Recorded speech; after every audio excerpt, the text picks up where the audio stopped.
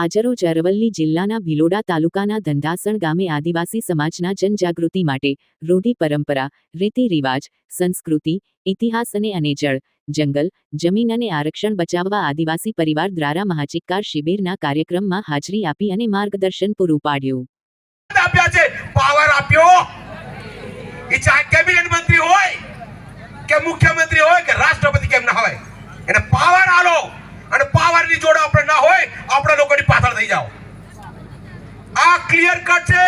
આદિવાસી શબ્દ આદિવાસીનું શિબિર બનતું હોય તો તમને મરચાના લાગે છે કે મૂળવાસી આદિવાસીઓ આ દેશના મૂળ માલિક છે. એ જાગવાની જુગે એમ એ લોકોની ગ્રંથિ છે. કોની ગ્રંથિ છે? આપણા લોકો નહીં, પણ જે લોકો વિદેશથી આવ્યા છે એ લોકોની. મહેરબાની કરીને જીવો ને જીવા દો.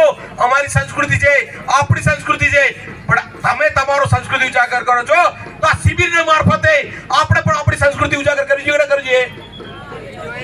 અરે આ શિબિરો જે થાય છે એ શિબિરો. જય જોહાર, જય ભીલ પ્રદેશ. આજની ચિંતન શિબિરમાં મોટી સંખ્યામાં અહીંયા ઉપસ્થિત વડીલો, બુજુર્ગો, મુખીઓ, યુવાનો અને માતા બહેનો બધાને મારા જોહાર નમન કરું છું, જોહાર પ્રણામ કરું છું. ચિંતન શિબિરનું આમંત્રણ મળ્યું અને આજે સવારેથી નીકળ્યા છે એટલે અહીંયા આવતા 6 કલાક થાય એટલે મોડા પડ્યા છે, એ બદલ બધાની માફી માંગુ છું. પણ જે રીતે આગળના વક્તાઓએ કીધું,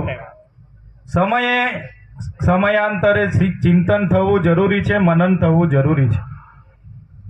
હું વધારે વાતો નહીં કરું, પણ જે હાલના તબક્કે આદિવાસી સમાજ પર જે ચિંતા કરવા જેવી એક મહત્વની જે બાબત છે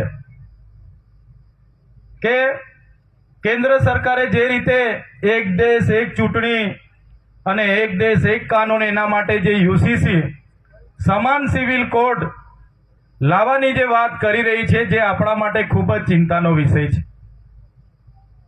યુનિફોર્મ સિવિલ કોડ જેને 23/11/1948 ના રોજ બંધારણ સભામાં પણ એ મુદ્દો ચર્ચામાં લેવામાં આવ્યો.